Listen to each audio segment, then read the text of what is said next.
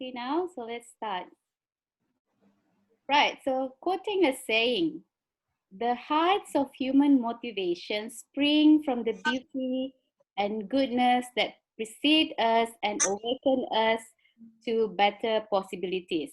That's exactly the aspirations of Point of View Inspiration Series. So welcome to Point of View 14 series. Today is specifically a session of inspiration. My name is Catherine Johannes. I'll be hosting the session today, but I'm not the only host because as usual, we have Sheikh Omar to also hosting the session today. So and here with us today, we are honored to have Nina Othman, or fondly known as Mother Goose. Hello. So first of all, thank you so much, Nina, for this 1 hour of your precious weekend. And it's Raya Eve. Thank you for having me. Yeah, you reminded me it's that it's Raya Eve. So to our viewers, thank you for your support. And for our live viewers, thank you for dropping by. We hope that however long you choose to listen or to be with us, you will gain something out of it. And talking about gaining, in this context, is really around learning something from the sharing. And I believe it works in two ways. Other than from watching or listening to the sharing, the most effective way perhaps is for you to ask questions, or even you can also share your opinion. Therefore, I would like to encourage all of you, our viewers, our live viewers, to do that in your most comfortable way, which means either private message or write your comment on our comment section. It can be any time during live or even later, because this video is going to stay on my wall until Facebook decided not to do so. So as usual, let's introduce ourselves. Nina, Omar, and I are corporate trainers, coaches, mentors, and or speakers in our own specialization. So let's hear from each one of them about their specialization. So Omar? Yeah, so I'm going to go first since Nina's a guest. Yeah, hi, my name is Omar, and I'm a conversation coach. I help people develop confidence to speak up, especially in English. And I also help those who are already confident to articulate their ideas better. Yeah. Okay, back to you. Over to Nina then. Yes. Okay, so my name is Nina. I'm a social entrepreneur turned trainer. So I teach kids money habits. So that's how it started, my training journey. And then later it moved to teens and then adults. So that's how Jacqueline was saying, that's how I became a corporate trainer. So yeah, basically my subject matter would be social entrepreneurship, money habits, design thinking, impact mapping, things like that. All right, thank you so much, Nina. And myself, my deep interest revolves around image and professional development. I'm an image consultant. My area of focus are appearance, behavior, and communication. And along the line of image branding, personal and professional growth and development. So let me reiterate the intention behind Point of View series, yeah? So the purpose of this session is really to enlighten each other and hopefully along the line of getting the light bulb moment that perhaps we all could act upon for the betterment of ourselves and also for others around us. So, Nina, I'd like to ask you the first question to sort of to share with the audience the bigger picture of Nina Othman. So in the context of entrepreneurship, in short, how do you describe yourself? I would say I'm a very colorful entrepreneur. Colorful, yes. Yeah. I will use that word. Okay. A reflection of my life, of a reflection of my colorful life as well. Yeah. Yeah, well, I mean, I've known Nina for quite some time now, and when she said that, it's really her that, you know, like she's like made of confetti of colors, coming from her personality as well as not to mention her skills and also knowledge around entrepreneurship. So to proceed, I will then hand over handle to Omar. Yeah. Yeah. the main reason why I'm asking a lot more of the questions because is simply because Jack and Nina have been friends for quite some time. So Jack knows Nina quite well. Nina and I have been friends as well. I mean, I've known her for years, but don't really know each other that well until recently, right, Nina? Yep. My first question to you is this. How do you pronounce your last name? Is it Osman or Othman? Othman. It's silent. It's like at the tip of your Othman. It's like how you say T. Okay. Othman. Yeah. No, not an S or not a T. So it's like a TH. Sick. Okay. So it's like someone who's lisping, like Othman. Okay. All Yes. right. Yeah. Now, what I know about you is that you're a social entrepreneur. Yeah. You're a mom who trains her kids to do all kinds of stuff and takes them out every weekend until now, obviously.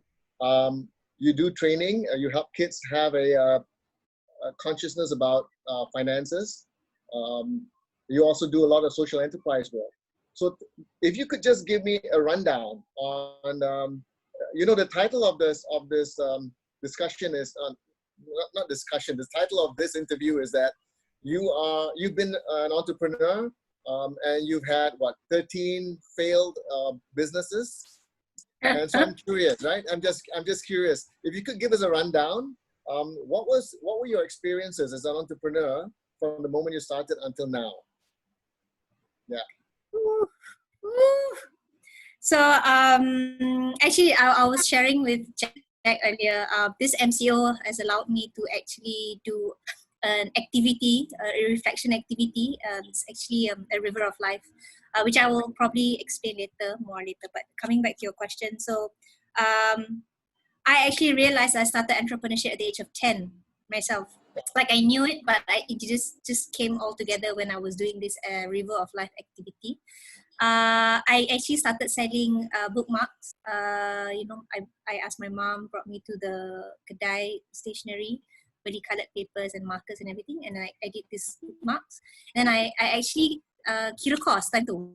I don't know where it came from, but I think I got it from there already. Because I know I wanted to make untung. I wanted to make profit. And so I sold it for 50 cents and my cost was 10 cents. And I knew then, okay, I got 40 cents. And I think I made enough to buy myself a t-shirt or something. I can't remember what it was exactly, but that was my first taste of entrepreneurship, selling bookmarks. And then later it went on at to 10. 10 years Sorry, old. you were 10 at that time? Yeah. Okay. Who did you con? I mean, who did you sell it to? So it was unfortunately my schoolmates. So in school, yeah. This was in, I think it was also a time where, now that you mentioned it, I moved to school. I was in Klanadaya Primary School, and then I had to move to Asunta Primary School, and that was a big change for me because I really liked my co-ed school life because I would be playing with the boys versus the girls because I'm very tomboy. Instead of playing ting and like jump rope, I'll be playing cards, that tepuk thing. So when I was taken out of the school and I went to an all-girls school, it was really a very, I think, emotional time for me, getting used to things. And I think that's when I found, I think that's when I needed to do something else to take my mind off things. So I think that's how it got to this whole goal setting of wanting to buy something. And then it was my mom. My mom was like, you want something, you go work for it. It's as simple as that. You want something, you go work for it. Whatever that I asked for, I always had to work for it. Upah ke, cabut uban ke, something lah. Cuci kereta, cabut uban. And then it was then when I started selling this bookmarks thingy. And then it went to, I collected cans, the last time you could sell cans. Like one can for 10 cents or something. And I used to collect those. And then growing up, and then at 12, I started baking cupcakes, and then I sold to my uncle and stuff like that. At 15, more baking, yeah. And then after school, I went to Switzerland for a year for a student exchange program. I needed to find my own money. I actually did some babysitting for 3 Swiss kids speaking Swiss German. You did babysitting. Yeah, and I didn't even speak the language, so that was scary. I was good, it paid really well. Sorry? What was it? Did you say babysitting? Kind of lost you there. Did you Yeah, say babysitting. babysit? I had to babysit 3 Swiss boys. And then when I came back, I started working and it was just not my thing. And then by the time I was 22, I think, and then I started my own because I worked with radio for a while, and then it was time's up, expiry date to do that work, because I used to drive around the trucks and give away free stuff. I was with the Hits Cruisers, Road Runners. I'm not sure if you know those yellow trucks that would go around, Mix FM trucks. And then there was a time where I think by 23, 24, it's like expiry already lah. You had to go and do something else because that's like for young people to do. You had to look for a real job. But the real job just wasn't my thing. I cannot be in a cubicle. I just die, I think. I just can't sit in this cubicle office setting. I just can't. It's just not my thing. I have to be outside doing stuff. So yeah, that's when I joined my ex-boss doing treasure hunts, and then I left after a year and I just started my own thing doing events. So my entrepreneurship journey officially began there. It was actually an events company, and I would do treasure hunts, amazing race style treasure hunts, annual dinners, seminars, workshops, and things like that. And then I had a photo studio at the same time, and then I had a production house. I used to do corporate videos for clients like Toyota, Petronas, and stuff like that. So what year Yeah, was this? what else? When was 2006. 2006 I started. So that's what, 2020, 14 years, 13, 14 14 years ago? Yeah. Then there was a string of things lah, when someone come in and introduce you an opportunity, some network marketing thing, oh cool, you were young and you had the funds then, because I was actually, I made a lot of money lah. I must say, I used to make a lot of money, but at the same time, it was also senang bocho, bocho, like it didn't stay with me long. So Yeah. I made a lot of money and I spent a lot of money. So that was one of my bigger regrets of not saving up earlier. Anyway, that's for another session, I guess. So yeah, and then production house. I had a baking studio for a while. I actually baked. Yeah, I had a photo studio, baking studio, a production house, an advertising agency, events company, and then when I became a mom, I decided to take a step back from production because it's just taking a toll on me. I actually did kids party planning, so I would do party planning for rich kids, like rich parents who would spend like 15,000-20,000 for a child's birthday. So I would be doing birthday party setups for sport brats. And then and then I think I was counting the other day. I think I joined like 7-8 different MLMs, network marketing. So yeah, that thing has been my journey. And then finally Grow the Goose was born. That's also because of my kids. I think, I'm not sure if you know about my kids' story. I think you do that one, right? Like they wanted to buy their own, they asked for something. They asked for roller shoes. And they were 4 and 6 then, and I used exactly what my mom told me. If you want something, go work for it. And then, they worked for it. So they started selling healthy sausages, I helped them out, set up the posters on Facebook and Instagram. We started selling healthy sausages, and then they made money within 2 weeks. Could buy their roller shoes.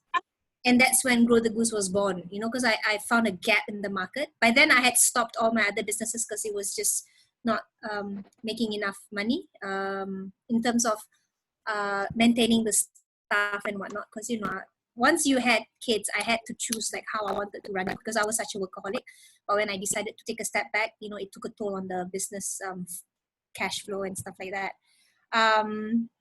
And then Grow the Goose was born because I told myself, let's come up with a business where I could still make money, at least, a decent amount of money, not a whole lot of money, but a decent amount of money, but I could spend more time with the kids. So that's how Grow the Goose was born. So it was focusing on kids 7 to 12 for the first 2 years. And then it was extended to teens because parents requested for it. And then in 2018, it was extended to adults. And then just last year, after we did a Grow the Goose program for youth in a kampong, which Jacqueline introduced somewhere in Sabah, in Kota Belud, that's when we discovered that the adults, like the elderly, like in their 40s, 50s, 60s, actually came up to me and they were like, why are you teaching the young ones only, whatever that you're teaching? Why aren't you teaching us? And I'm like, I could, but the opportunity never came. And he was like, yeah, no, teach us.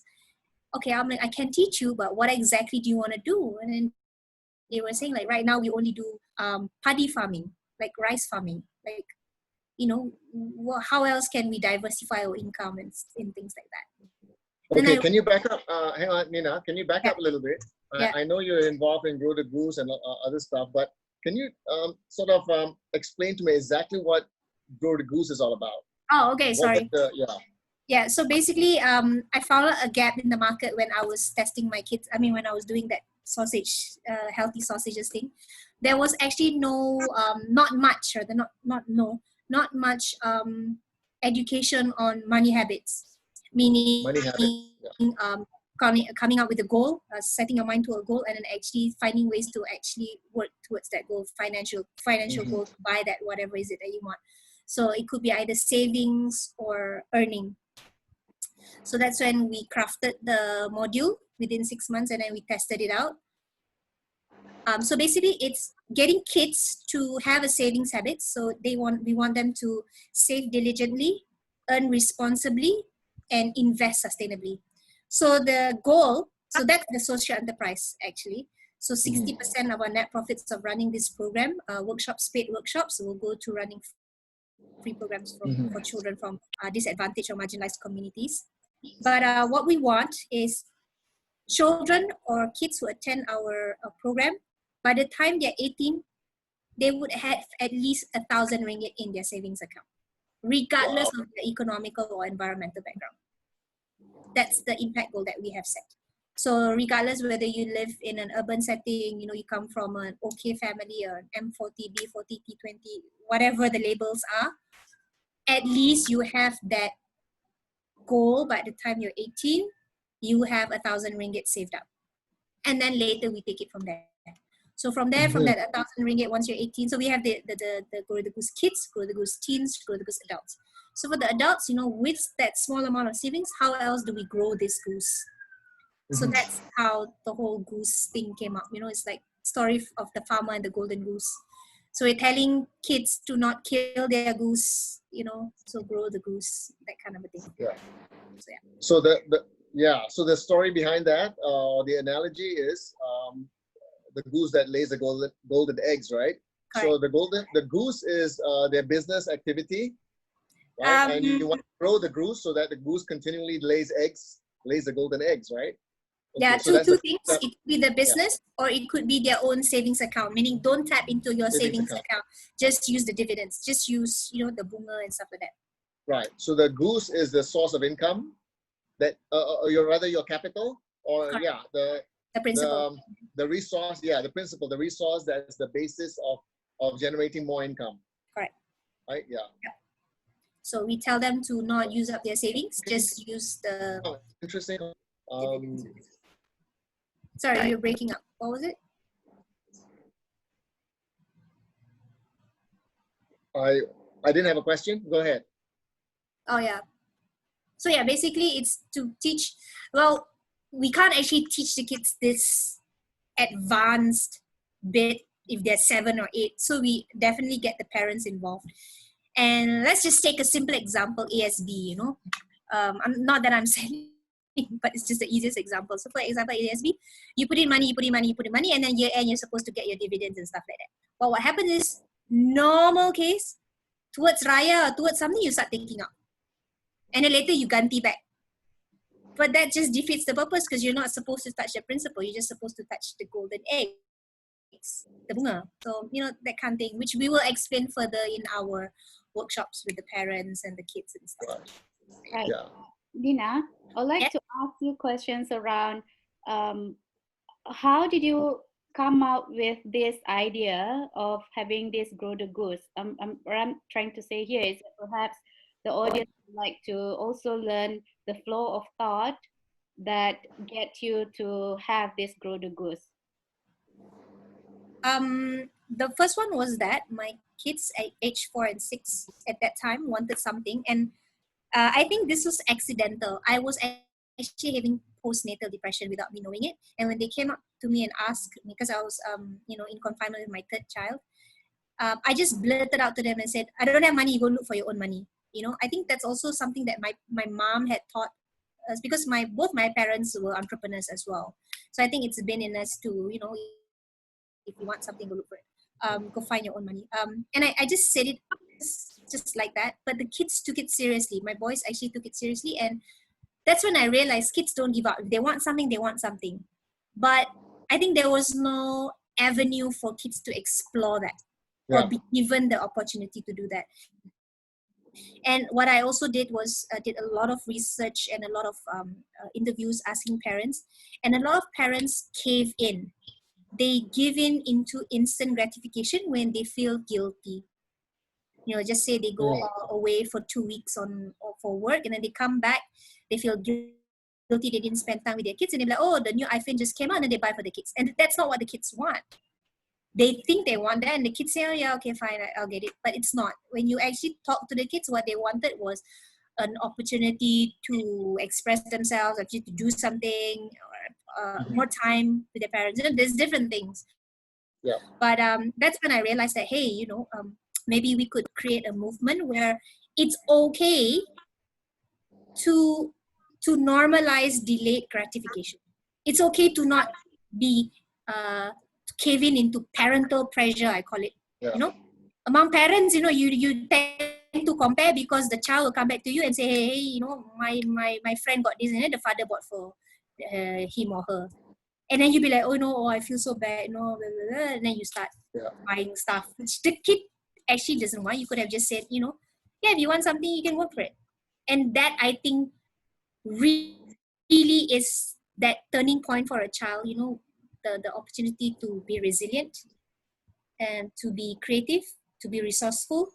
And that is lacking, because I think uh, parents were giving in, or were surrounded by this notion that because we had it hard, therefore we shouldn't be doing that for our child. Yeah. We should be giving it easy for them, so that they don't have to go through the struggles but for me, I think the struggles are the things that they need to go through, because right now we're having really, really soft kids.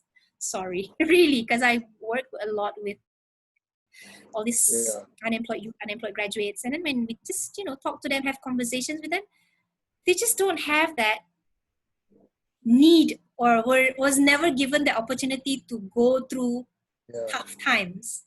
And I Yeah. don't know, I don't believe that. I like what my mom did to me, and then I didn't realize, or I didn't understand it. And then you be like rebelling and stuff. But now that I'm a mom myself, and I'm like, too bad, I don't need my kids to like me, I just need them to learn. So yeah, I don't need to be in their good books. Sometimes I can be their friend, sometimes I just need to teach them what my mom taught me, and it works. So yeah. Right. Why grow the goose is, for me, it's really Nina Othman. It's really because I can feel it deeper when you are talking about it. So I guess for entrepreneurs who would like to go into what sort of business, the what will be, perhaps they could ask themselves what is, okay, first thing first is that what's your conviction, right? That you can find that out around your surrounding. You don't look at outside from the external factor that might be not relevant to you or even to your life. So I guess because you mentioned that you have gone through uh, 13 ventures, and how is it different than this one, the grow the goose? Because the 13 is like you gave me like failed, you put that quote unquote fail ventures, right? Mm. How is it different than grow the goose? I think that's a very good question. I'm going to divide into two. One is the technical part, and one is the emotional, or I don't know how to, yeah. the emotional part.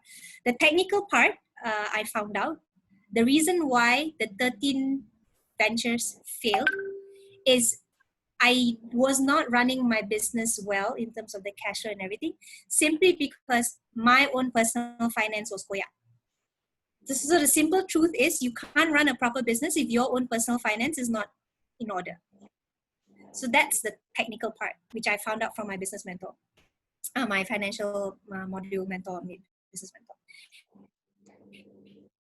That's what he highlighted to us. And I was like, oh, no wonder, So while I'm running Grow the Goose, I am actually repairing my own personal finances, habits, and stuff like that. In terms of how I save, how I earn, the rezeki that comes in, how clean it is. When you were doing production, the amount of nonsense that we had to, anyway, put that aside. And the other one was, sorry, what was it? Emotional? No, for that. So the debts also. So how I'm saving up the money, pay myself first, and actually paying myself and actually saving up, putting aside no matter how little every month. That habit was never ingrained in me until recently. So probably only up since like 5 years ago when I actually started saving regularly. Such a simple thing, but we stopped. We stopped doing it when we started. Well, I stopped doing it when I started having my business because everything went back to the business. Like I wasn't even paying myself salary. I think these are more common mistakes that a lot of entrepreneurs do or startups do. They start, getting so worried about the business, you don't take care of yourself. And that's, I think, one of the biggest keys to failures. And number two was earning, the way you're earning, how are you doing it ethically or not? Because it'll come back to you. Karma is a bitch. It's true. How clean is that money? Do we have to pay bawah table, tepi table, depan table, whatever lah, all these practices that I used to, I'll be honest, I used to do it. And at that time, you didn't know that that's not how it's supposed to be. It was the group that you're with, the support system that you then had was like, oh, if you don't do this, you're not going to get jobs. That's how we were brought up in our entrepreneurship life. And it's scared. And it's scary that, we didn't know better then. And the third one would be debts. I used to run away from debts and not pay. And that is actually tutup rezeki without me knowing it. Until my business mentor pointed it out. We need to settle our debts, no matter how much or how little, settle it consistently every month, just, sikit. And that was how things turned around for me. And that is the technical part. Emotional part, I think all the past businesses, I was good at it. Like, I was good at selling ideas, concepts and designs and things like that. How I would conceptualize and, sell the idea and pitch. I was good at it, but it was not something that I loved doing. Like there was no emotional attachment to why I wanted to do it. It was just for the money, all the other thing. And I was good at it. That's it, But now that I'm a social entrepreneur, being introduced to whole social entrepreneurship, how it needs to be purpose-driven and passion-led, that whole, it's more than you, it's more than the money. Yes, you need to balance the people, planet, profit, but it's more than that. It's like what drives you. So for Grow the Goose, I found out about all those kids who just don't have savings account, who don't even have money to belanja kat sekolah, small things like this, who bawa bekal pergi sekolah. Omar, you know this. I think you've followed me before. Your daughter Sarah has followed me before when we went to the Orang Asli school, and their bekal is nasi with kicap every day, and that to them is like wow already, and then this things, and you be like, what? So that's what led me to Grow the Goose, and that's how I think this is different. And this is the so far the longest one. I'm proud of that. So Grow the Goose is 5 years old. All my other businesses died or are being let go or failed before 3.5 years. So this would be the longest one so far. Alhamdulillah. Yeah. And Borneo Cocoa, similarly, it's to help the farmers, the cocoa growers. So I think that answers your question, Jack. Does it? That's right. Yeah, that's really good. And another thing that I would like to ask you is that there's this notions around social enterprise. It seems like it's a trending now. Mhm. Uh, but what would you advise to those who like to go into this social enterprise? Because Grow the Goose is definitely a social enterprise. Mhm. So yeah, I think you need to find out like, no, social entrepreneurship is not for everyone. Entrepreneurship is not for everyone. Some people are very good at fundraising and very good at um, doing something purely for the cause and not thinking about profit. Then maybe the NGO route is for you, the charity route is for you, and there's nothing wrong with that because I can't do that. I so in this social entrepreneurship space, there's different kinds of people who's joined it. There are those who's from the charity, the NGOs organization, who then turn into social entrepreneurs. Uh, I'm the opposite. I'm an entrepreneur turned social entrepreneur. So Entrepreneur. I yes, I started as an entrepreneur and then I injected the purpose part or the people part or the planet part later. The purpose of the business part. It's always been profit driven for me, and then I switched. So I think you need to find out what kind of person you are first. Are you a profit driven person who now is at a turning point of wanting to do something deeper and more meaningful and more purposeful? Or are you a readily it's all about others, it's not about me kind of person? They have those kind of people who now realize that financially maybe it's not sustainable if they continue to do what they're doing now, and they want to have a more sustainable business model, for example. Then maybe they might want to consider a social entrepreneurship route. But to answer that question, Jack, I would need a session because you need to ask more questions and things like that. But basically, yeah, you know what? Call me, contact me. I'll be glad to have a session with you, yeah, just to share. So yeah. Well, exactly. Well, I mean, it's a juggling act. It's a juggling act. They talk about the people, planet, profit thingy. If you go online, you can check it out. Social enterprise would need to consist of this people, planet, profit. But for me, it's more than that as well. You need to have passion, purpose, and also now that I've moved to Sabah, culture and heritage is very important. So I've thrown in another P, which is patrimony, I call it. So for me, social entrepreneurship, there's 6 Ps now for me, not just 3 Ps. So I have the people, planet, profit, passion, purpose, and patrimony, which covers the culture and heritage part, which we need to balance and juggle in a social enterprise.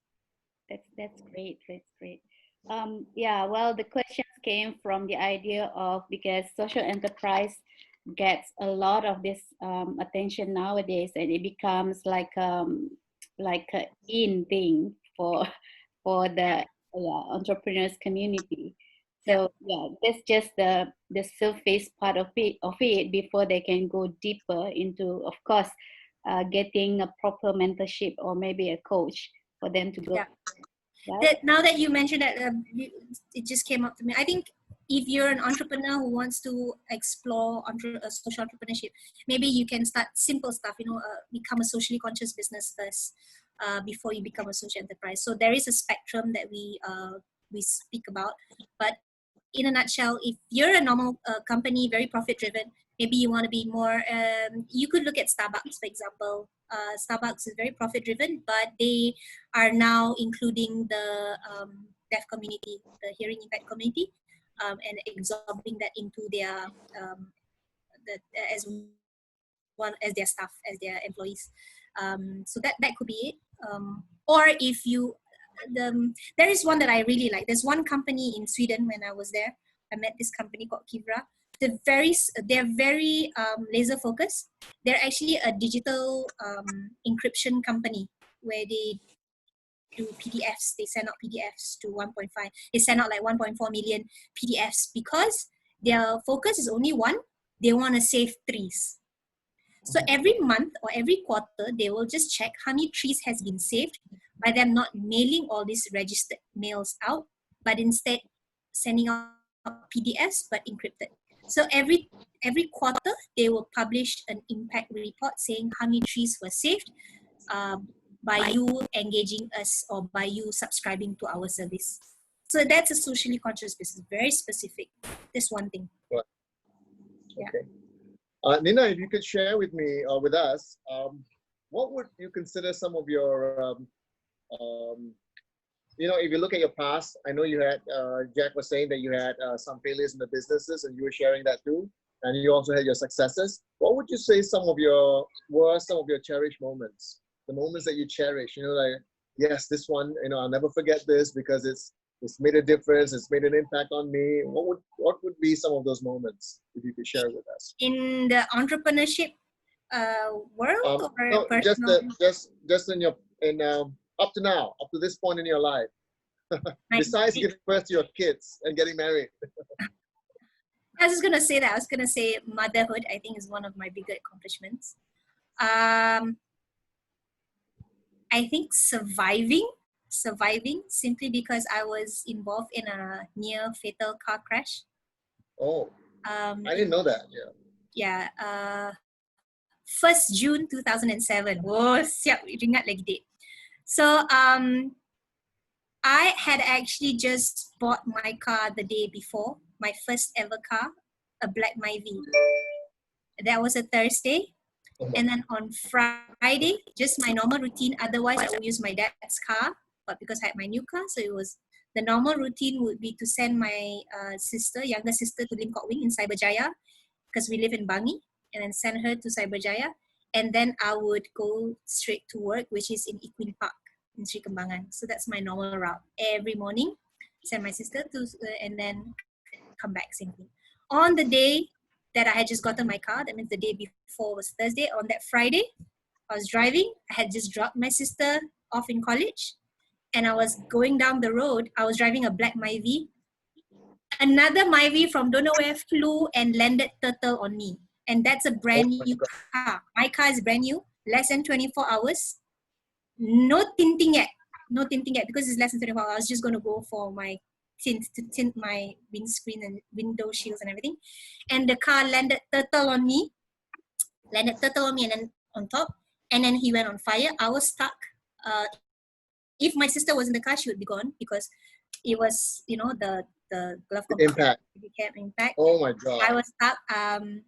Long story short, the guy didn't make it. I survived. I have 11 stitches on my knee. And that, I think, was the turning point for me because I was such a workaholic. And that's when I took a step back and I'm like, oh my God, what am I doing with my life? And I went through this whole, reflection again. Every time that something happens in your life, you just go through a reflection exercise, reflection activity. And then I'm 20. This is 2006, yeah. So I'm like 26. What's gonna happen? I'm working. I'm getting married, and And so I'm like, okay, I want to get married. I want to have kids. I want to have a more stable kind of work. I want to stop this production thingy where I would have to sleep under the table, bring my mattress to the office and things like that. It's just, I think I had enough.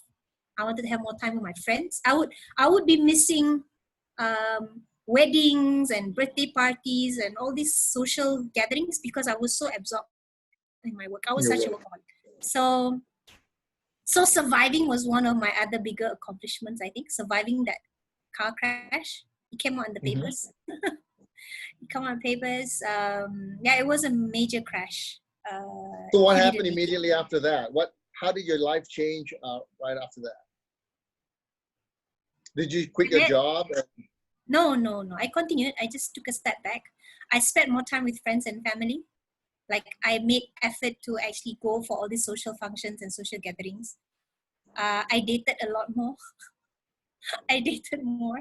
And that's when I met my current husband also. I just made more time to not be too absorbed with work, I guess. Yeah. So getting married, motherhood, surviving a car crash, I think those would be my bigger accomplishments in life. Yeah. Moving. moving to Sabah, I think it's one of my proud moments. Yeah. And you moved to Sabah because? My husband is Sabahan, so after 10 years of marriage, we decided we wanted to have more nature adventures, more time spent with this side of the family for the kids as well. Right. I went to the US and Sweden, fully sponsored by the respective governments because of my social enterprise. So I think that those would be it. Those. Okay. Yeah. So now I got a few more questions, but tell me about your. One of the things that I really envy is to see your postings, especially on Instagram, about the things that you do with your kids over the weekends. It makes me wish that you're my mom. So tell me, what is your outlook about how to raise your kids? You know, because they're doing a lot of stuff, right? They spend a lot of time outdoors, and now I see them making their own food. And with you saying, if you want to eat something, cook it yourself, kind of thing. You know, it sounds harsh, but I think it'll pay off in the long run for the kids. So yeah, tell us how you what is your outlook towards kids, towards raising kids? Number one, because I advocate financial empowerment, kids empowerment to grow the goose, I obviously need to live it. Like I need to practice what I preach. So if it doesn't work for my kids, what makes you think it will for other kids? So this is it's gonna sound cruel and evil and mean. I don't really care. But my kids are my experiments. They are my guinea pigs. If it works for them, then hopefully it will work for other kids, right? That's Right. number one. You know, as a business, I honestly, they are my test subjects. You know, I test out everything on them. And then, you know, again, what mom said or how my mom raised me, my parents raised me, that. And then the movie Bad Moms. Have you watched it? No. The what? movie Bad Moms. Bad Moms. Oh, Bad Moms. No, I'm going to watch it. It's Bad good. Moms. Yeah, I thought those kind of gave me certain gold nuggets that it makes sense. You know, you are mollycoddling your child and helicoptering your child. Like when I have all these interviews with parents, it scares me. It scares me what parents are doing to their kids.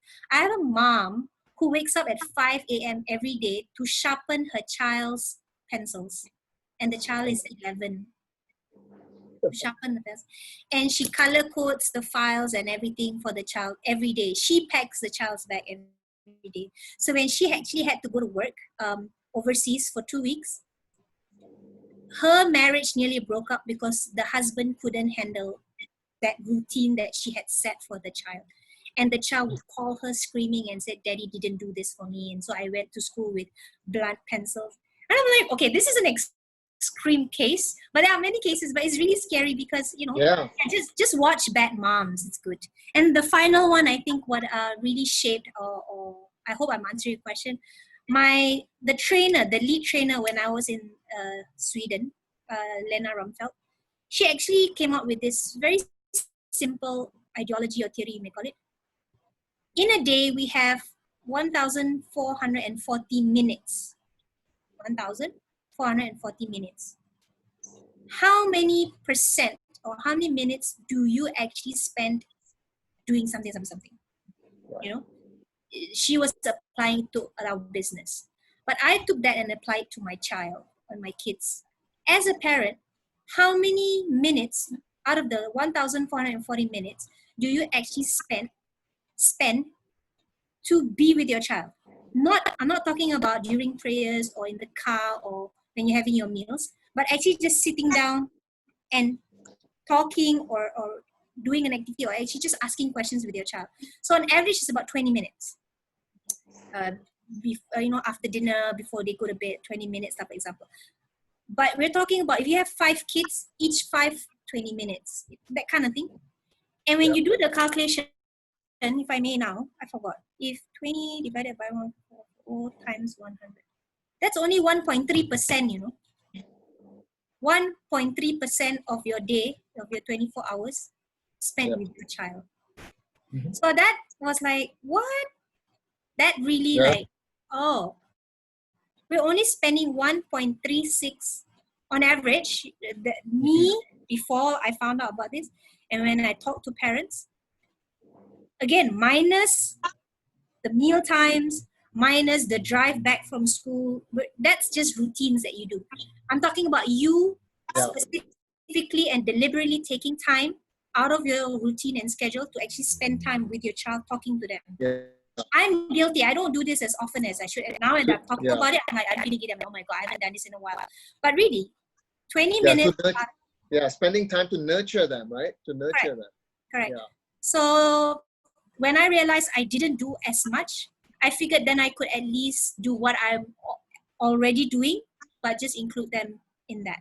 So when I do my gardening, when I like to do my nature trips, adventures, my hiking, the cooking that I do, it's going to be messy. It's going to be nerve-wracking. I scream and shout at them. I do. I'm a monster. Of course, I don't post that on social media. But it's true, you know, not you don't post everything on social media, but I live a normal life like just any parents. I scream and shout at them. I hit my kids like how my mom would hit me, you know, pukul their tangan, slap their face or whatever. It's a reminder, and it worked for me. Call Talidra, call Talinor, you know, whatever. But I don't know, it worked. So why are we not doing it? All this smart parenting thingy is not for me. I'm sorry. I don't do that. I hit my kids. Right. So my question will be again coming back to Oma will ask question more about you, about your personal. So I'm sort of like retracting a bit lesson from your previous experiences in business. I'd like to know more around because you know when COVID-19 hit us, so there's this. You said this in our group that luckily that now I don't have this amount of people anymore. I'm talking about human resources here. So why was it like that? Perhaps maybe you can zoom into learning out of it so that others when they are listening so they can you know sort of learn from your experience. Like, So when I started Grow the Goose, the intention was to spend more time with the kids, right? So I've been constantly reminding myself to stay true to that. So, you know, as an entrepreneur, you need to make certain choices. And I choose to not go the route where go crazy scaling, you know, hustle. That's just not me anymore. I've been there, done that, you know. I've had a group of, I had staff of 20, 10, 15, 12 people having the headache of staffing their salaries, you know, not getting enough cash flow and you have to take up a loan to pay for their gaji. All that, I've been there, done that. It didn't serve me well. I got stressed. I did not like it, you know. But now when I started Grow the Goose, I said, if I wanted to spend more time with the kids, but at the same time I want to scale, then I asked myself at what pace? Like how do I want to scale? Like in the next 5 years, in the next 3 years, in 1 year? Or do I want to enjoy the journey of my kids growing up and then growing the goose at the same time? You know, I needed to ask those important questions first. And so that's what I chose. I chose to work on a model where I would outsource more than anything else. So my social media is outsourced, my accounting is outsourced, my training is outsourced as well, meaning I'm not the only trainer. I have other trainers who I've trained. I have my associate trainers.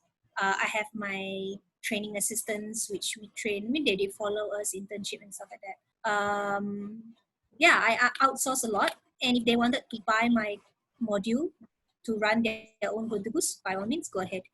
But for me to have internal resources and actually think about having to see them every day and be productive, meet them every Monday, check up on them every day, having to pay their salaries every month, thinking of what job to give them every day. You know, you have to do the scheduling. I think I've been there, done that. And at this stage, I choose not to go down that route. Because it's just the choice that I make. And entrepreneurs out there, you need to ask yourself that question. You don't need to follow how I do it. You need to check on your current life status, meaning, do you have kids that you need to juggle? Do you have sick parents that you need to take care of? Do you have to travel back and forth? That's also taking a toll. So I think all these experiences, life experiences like the fatal car crash, the motherhood and everything, when I put it together, that helped me answer those questions. And then from those answers, then I create the business model around it. So for Grow the Goose, it's that. I'm taking my time growing it because I wanted to enjoy my journey. Because before, I would go fast, really. I would go, go grow really fast. And then I will drop really fast too. So this time around, I'm taking the route of slowly building it, enjoying the journey more than anything else, and documenting it. One of my biggest regrets in my past businesses was not having proper documentation in terms of the accounting part, that's the technical part, but also documenting, journaling the things that I used to do, my practices, my rituals, the clients, how I deal with clients. All those are just pieces of memory now. I wish I had actually written down what are the do's and don'ts when you are talking to this kind of client, that kind of client, because in advertising, in servicing, in so many things I could have, put together. But yeah. Does that answer your question, Jack? Yeah. Thank you so much for that. Yeah. So that's interesting because it sounds what I'm getting from that is that you've designed your business around your life rather than designing your life around your business, which is what we normally do, right? We get a job and then we design our life around that job. And you're doing it the other way around. Okay. Jack, I know you got a couple of questions, but I just want a quick one. Perhaps you could just give us a really quick brief on Borneo Cocoa, since it's up there on your title, and people are going to be wondering about Borneo Cocoa. Did we not cover that just now? Oh, we did not finish that. Okay, so Borneo Cocoa came up from a Grow the Goose program that we did in a rural community in Sabah. And then we didn't really speak about this. Okay, maybe I didn't finish it.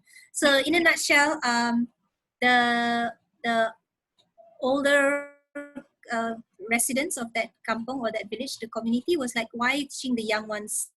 Why are you only teaching the young ones or the youth about your program? Why aren't you teaching us? Are we too old for your program? And so I'm like, okay, what do you want to do? And they were like, oh, we are rice farmers, but we want to have more income. And then I looked around and then I noticed that they had cocoa trees growing, in between the jungle, the hutan. They had it, but it was not main income. Rice was more of their main income.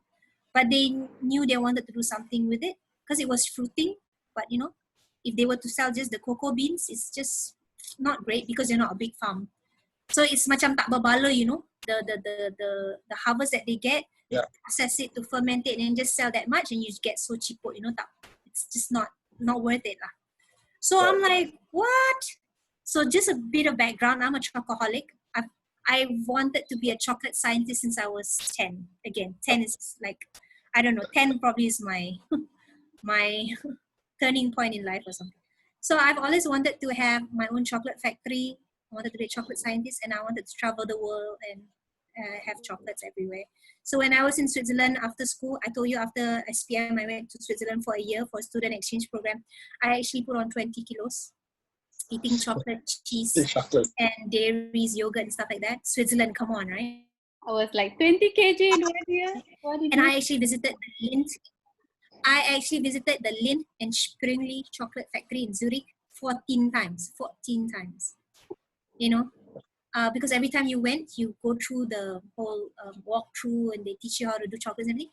Every time you left, they give you a box of chocolates. And this like miniature dairy milk chocolates thingy, and it's got the postcard. It's like the label is actually sceneries of Switzerland. So you will get that. So I actually kumpul that and brought it back to Malaysia because I was there for 11 months for this student exchange program. But coming back to that, I felt that all that was just coming together. It's like the stars were aligning. I'm like, hey, this is my childhood dream. Maybe I could learn how to make my own chocolate.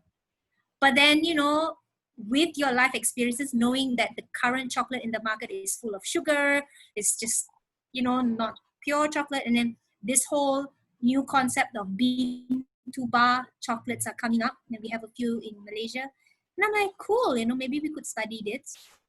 And that's what happened.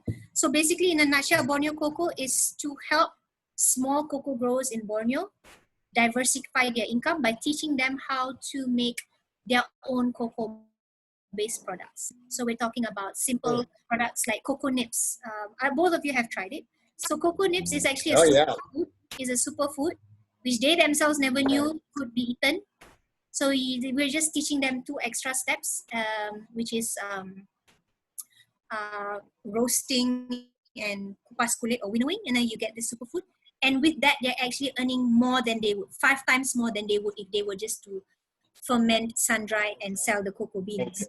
So, there's different steps in cocoa production. And that's what we've been doing. So we've been teaching them simple steps, give them small ovens, give them small things to just test out. And that's coming up after this MCO. Hopefully we'll be collaborating, and we're getting another NGO to help us. We're going to work together and then work. So we have the cocoa farmers, then we have the beneficiaries of this NGO coming together, and then you have some kids who are selling these products to help plant more mangroves. There's a lot of elements that we're putting together. So yeah, that's basically Borneo Cocoa. Sounds exciting. Cocoa farmers earn better incomes. Yeah. Right. Okay. Okay. Okay, Jack. Yeah, thanks, Omar. Nina, what I've been getting from the very beginning, in fact, from knowing you from the very beginning, all the bits and pieces you mentioned about your business, about your life, about you, it has got a lot of this, what truest to yourself, what's relevant to you, what's significant for you, and it's really around you yourself, which I think that makes it much more compelling, much more, how to say, I can feel it when you are talking about it. In fact, looking at you, doing your business, even when you're talking in front in your group, the goose is always around Nina. It's that's you, right? So my next question is around marketing strategy, right? Because in business, we can't run away from marketing our product or our services. So then my question is, perhaps how did you do it before, and how is it different now, or maybe similar? Marketing wise, now that I'm a social enterprise, of course we need to sell the impact that we have created.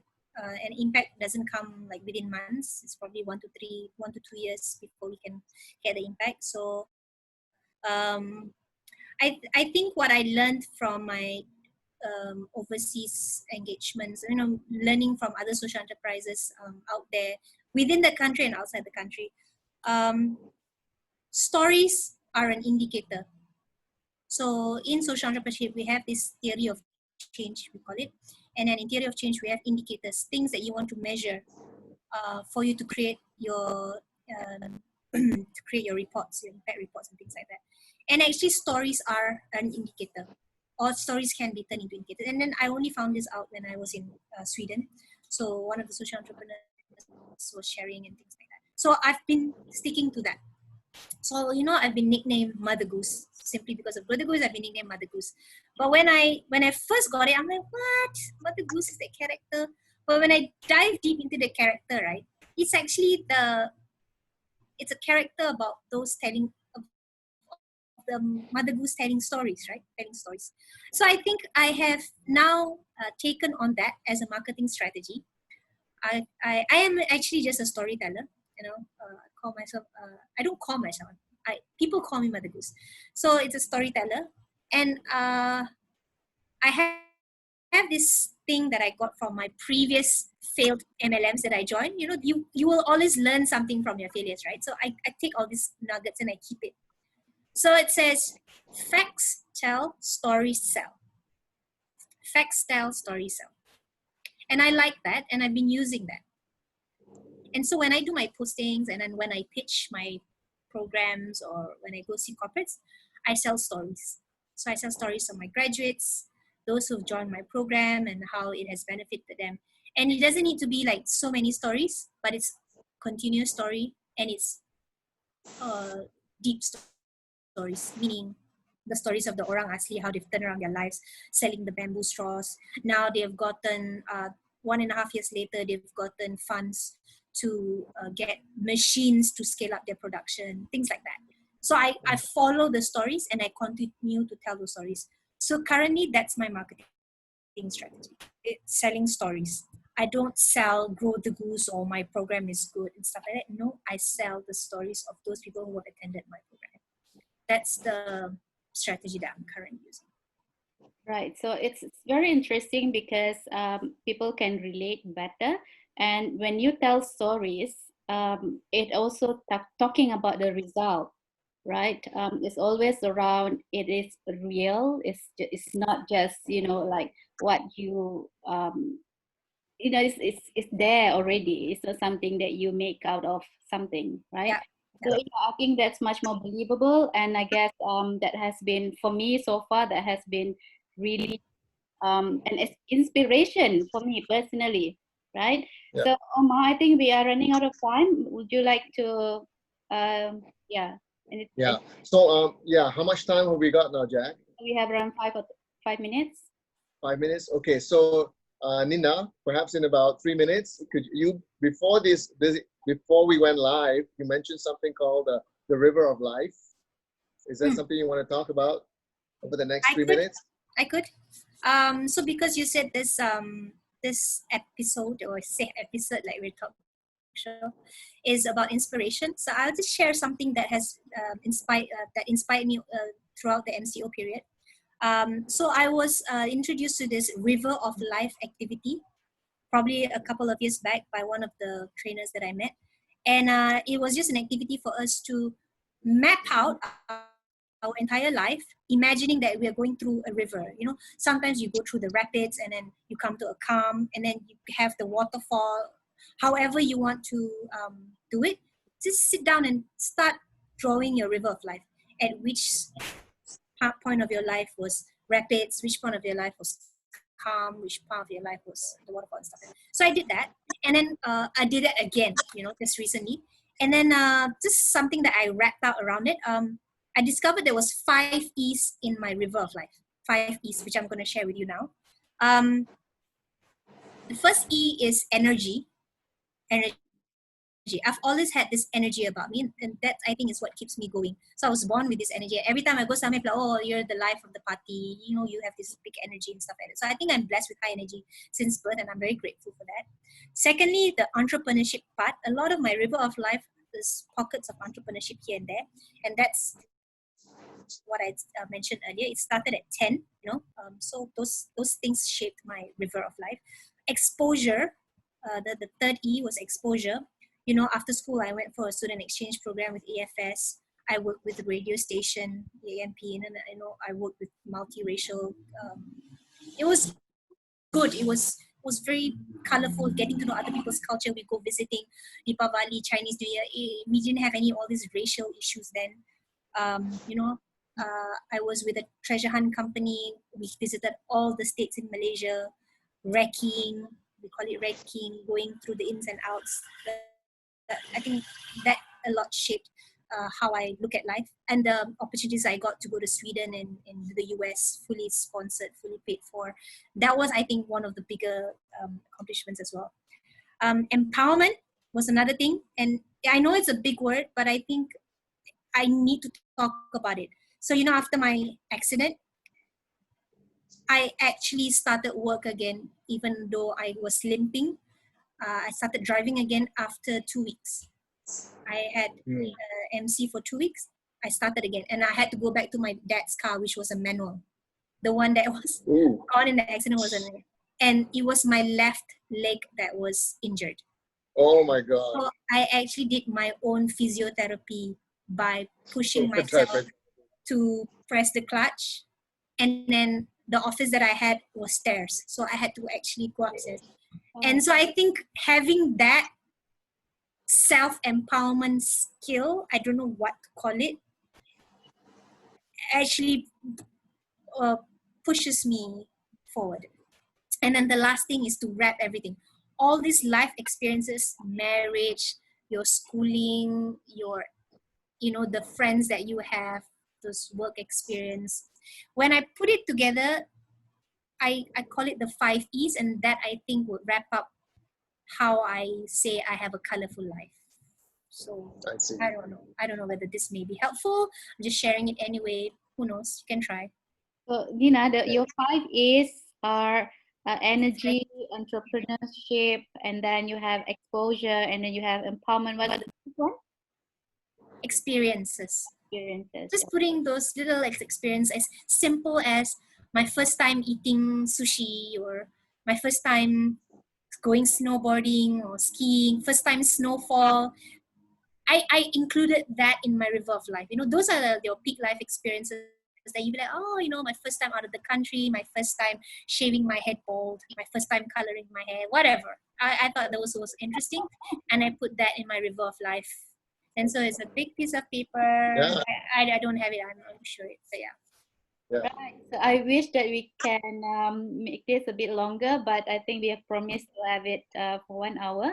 So Nina, what's your what do you have any program coming up next, or maybe you can tell our audience if you have program or public programs in the future.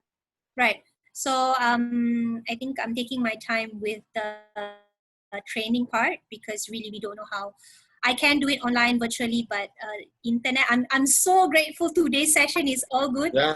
But where I'm at, sometimes there's internet, sometimes there isn't. So I need to. I'm now working on the alternatives of doing video bites and putting up a subscription model and things like that. But it takes time, so it's okay. That's for Grow the Goose. But for Borneo Coco, we are actually gonna start a pilot with that NGO to actually. Oh, you can hear the call of the prayer now. So that's happening after Raya. I'll keep you updated, but actually we're gonna start producing more cocoa-based snacks to put into for the public to savor. Yeah, because before this it's just been family and friends.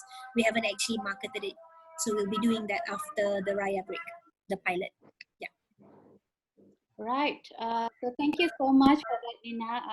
Really, I've been writing down a lot of nuggets. You call it nuggets of of of learnings. Golden eggs. Yeah, Golden eggs. golden eggs.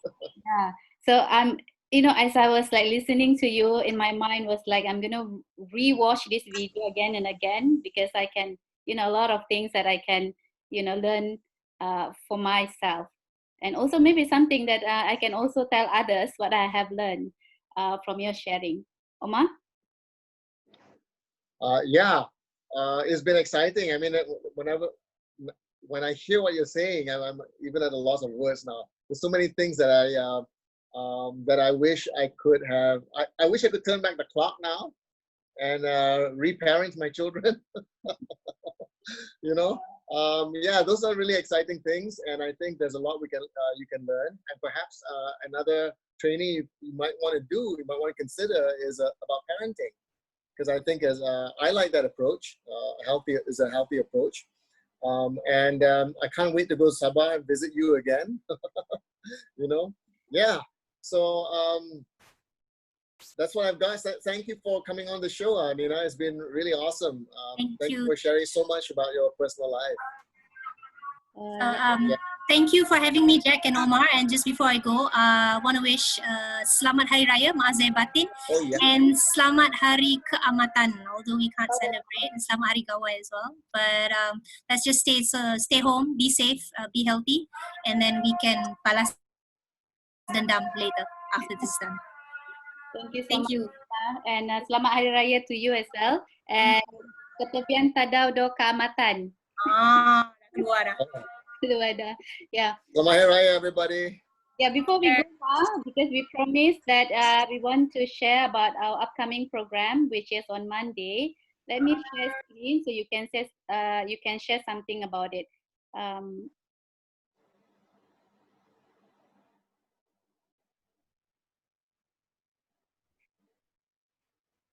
Okay, let me share my screen. Okay, perhaps you like to say something. This Yeah, the last time we had this episode talking about that the perfect relationship is not a myth, we mainly focused about the couple, how they should relate with one another, the kind of ground rules they need to have, the kind of value system they need to share, and stuff like that. And then we ran out of time. What we realized is that a lot of people want to hear more as well, and we also wanted to talk more about it. And so we're going to have a follow-up episode, which is on Monday. And in this episode, we'll be talking about how external factors can influence or can affect the relationship. Some external factors are empowering, some are actually damaging. So join us next Monday at 2:30, right? Yeah, 2:30. Yeah. For the title, for the topic, the perfect relationship is not a myth. It can be done. Thank you so much. Thank you so much again, Lina and Omar. We are going to end the live now. Right. See you. Yeah, Bye. Everybody, Selamat Raya. Yeah, thank you so much, our viewers. Thank you. We have a lot of viewers today, I think, because it's Nina Othman. So thank you. If you want to watch the replay later, yeah, by all means, and you still can ask questions. You know how to get to Nina. She is in Facebook. I think she's the most active one of the, including me as well. She has a lot of these activities on Facebook, so you can catch her there. So, all right. So, thank you so much. I'll see you again on Monday. So, end the video now.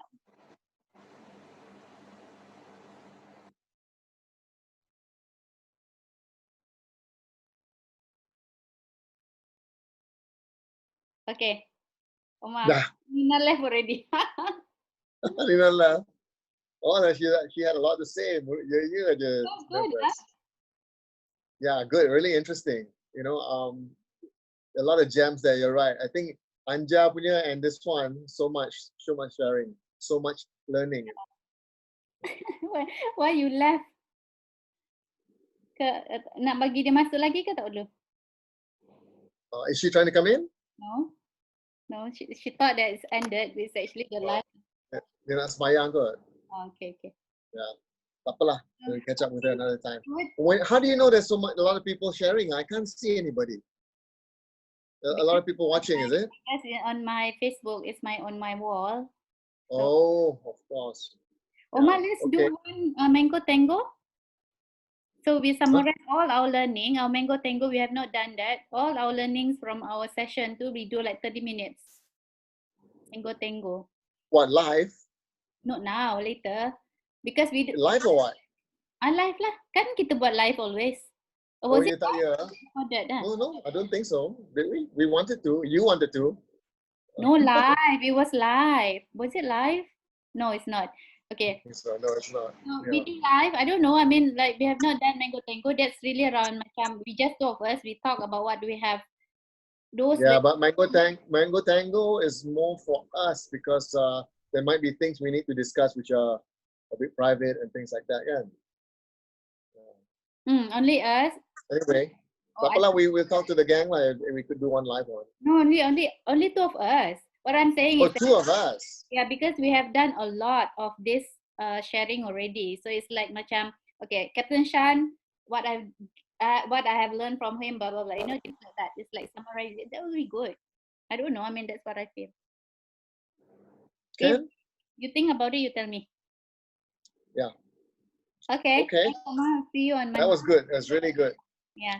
Awesome. All my question was impromptu. I didn't prepare that. But because as I was... Yeah, those are good. Because those as I was flowing into your question, I noticed a lot of it from Nina's, which is good. Nina's personal experiences. Yeah. Is also good. So I'm thinking, okay, let me go into also link into business also. Yeah. And I think that's why having two people is also good because you get different perspectives, points of view anyway. Yeah, exactly. All right. Okay. Talk to you again. Bye.